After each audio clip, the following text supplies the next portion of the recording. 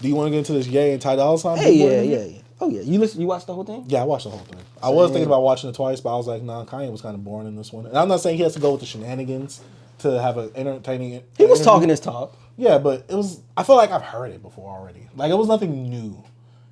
But it was interesting to see him with Big Boy and Ty Dolla $ign. What I really wanted to discuss is this point about him creating like all these genres. Mm-hmm. So that was something new.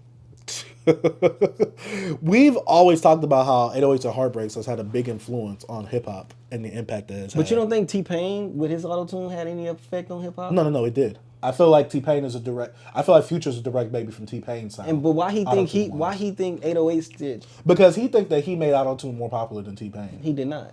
No, I'm not saying. Yeah, I know you not. Yeah. I'm saying him like with Kanye ego. Yeah. Like you say he be trolling sometimes. I think he actually believes so this stuff. Here's a picture right here, and it's probably the thumbnail of if you're watching a clip version of this. But it says the 808s family tree, and stemming right from 808s and Heartbreaks, the album, it has Drake, Future, and Cudi. Stemming from Drake, it then has The Weeknd, and stemming from The Weeknd, Tory Lanez, Party Next Door, Black, and Bryson Tiller. Stemming from Future's tree, it's Young Thug and the Migos, and then stemming from the Young Thug and Migos, it's 21 Savage, Gunna, and Lil Baby. Stemming from Kid Cudi's tree, because people think that Kid Cudi is a baby of 808s or Heartbreak. He helped create it. Yeah. I was like, okay, that's sound. No, but my thing was that was a stupid take to say that he's a baby of 808s and Heartbreak. Yeah. You helped create it. You helped pioneer it, kind of. So, yeah, but they said that Kid Cudi, under his tree is Travis Scott. Then under Travis Scott is Don Toliver, Uzi, Trippie, Juice WRLD, and Sheck West. I do not agree with this tree. Yeah, I don't agree. Some people online were saying, is this facts? I'm just like, I don't think so. Because like with Drake, I think we can still have a Drake because he was also influenced by Fonte, which was also singing and rapping. But a lot of his singing and rapping sounds like Fonte's. He did it. He approached it that way. And I don't know what's from 808s that gives you Drake. The only thing from 808s that gives me Drake is maybe the more moody sounding songs in terms of like Real Interlude, all that came out around the same year. No. Obviously, the songs that he's rapping over, like Say What's Real or whatever the songs are so far gone. Only thing I could give him is like the super moody tracks, maybe. I don't know. I think the 808s tree thing is overhyped.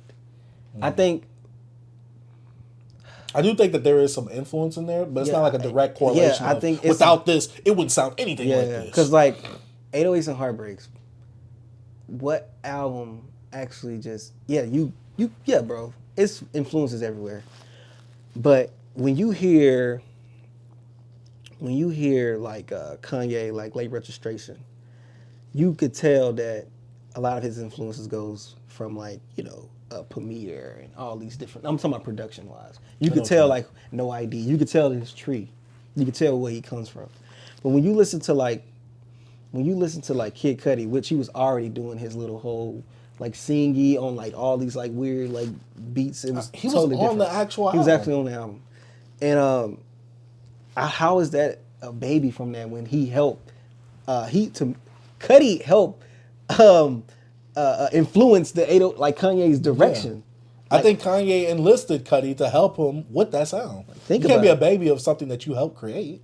That's what I don't think. The only thing that can do that is when Cudi did Man on the Moon 3. He was a baby of Travis' sound at that point, which I'm just like, what the F? How does that go back? Yeah, so it's like, I don't know, man. I think it's overhyped with Kanye just saying that, bro. I think what it is Kanye does, it is overhyped by Kanye, and his ego is getting the best of him in this situation. But I also think the fans are letting him do that. And I think that a lot of fans aren't knowledgeable because they didn't live through that time, so they didn't experience that time, or they just didn't experience it in general. So they're believing these takes, and they're just running with it. They're regurgitating it. Yeah, I think Kanye, what he does, he grabs from different things. Like I told you, the whole tree of like the artists he was signing, the people that was connected to him at the time, it kind of influences his sound.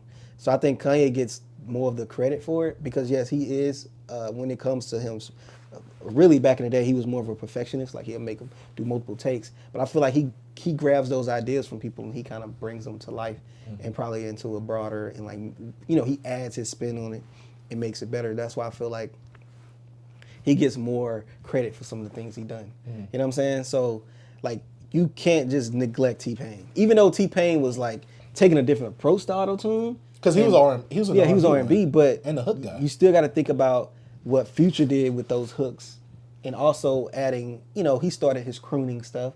And I know Kanye was doing that as well. But T-Pain was also high notes with it. all over the place with it. You know what I'm saying? And then Jay-Z tried to kill it. You know what I'm saying? So T-Pain said that he killed his career basically. yeah, like, and then but look at Kanye, his artists come out. I don't know, man. I don't know. I think that if we were to make a tree of the 3 most influential rappers, like for like artists during the blog era, Lil Wayne would be in there. T-Pain would be in there from sound, like with the auto-tune. Because everybody was using auto-tune. Well, everybody was starting to use auto-tune. I think in the cloud generation or cloud era, that's when people really shot off, the whole SoundCloud era. T-Pain, sound-wise. Lil Wayne from looks, but also from putting out a good amount of music, just like Gucci Mane. And Kanye. yeah, I want to say Ye. I'm thinking like maybe the more weird side of like the blog era. People like a Tyler the Creator or Childish Gambino and things like that. So yeah. Oh, Kid Cudi. I feel like Kanye influenced a lot of people when it came to his fashion as well. He did. I'm just saying, like, not all those people from that tree that he's talking about, or that was formed, or like that he's talking about, came strictly from him. Yeah. Like I know, like without Lil Wayne, I feel like a lot of that tree. Him saying that, he knew he was like. He was trying to say something to get some views. But like, you got to think about it. Like, bro, I'm like, bro, when did Love Below come out, bro? Like 2003. And I feel like Love Below is like a predecessor for 808s and Heartbreak. Yeah, bro. To me, 808s and Heartbreak is the perfected version of what Love Below. Bro, he's taking credit for some things that he need to give Andre. Like, you gotta think about Future came from that Dungeon family, bro. Like, you know what I'm saying? So he can't just do that, bro. Yeah, you can't. So you think he's stealing credit? Yeah, and he gotta also think about. You gotta think about just the Shorty Lows. Like, you got, bro, it's people in the South that Pimp C, like, bro, the South influenced the hip hop a lot. Way like Kanye he's tripping, bro. He can't. All right, you can say what you're saying about them guys up north. But you gotta think about the influence the South had on a lot of these Southern rappers. Like, how you, Lil Wayne and Thug, you made that genre.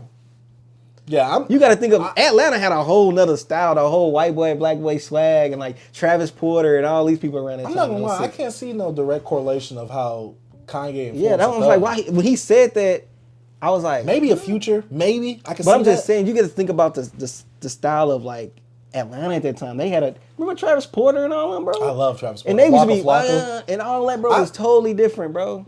For me, even though I don't want to put it right there, if I had to put a tier list of rappers that were influential, I put Gucci in the B rank. Only because of how much music he was putting out at that time with the Lil Wayne. Yeah. He was putting out a lot of music. Yeah. And a lot of rappers after that kind of followed suit. Yeah. Like Currency was putting out a lot of music. No, Gucci's bad influential, especially in the South. But I'm saying, like, if I had to put only like a few rappers in the top tier, it'd be Wayne, Kanye, T-Pain. And you talking about in that era? Like right before the blog era starts. Because I feel like the blog era is where we got to see the influences. You said Kanye, T-Pain, Wayne. Mm-hmm. I feel like we missing somebody.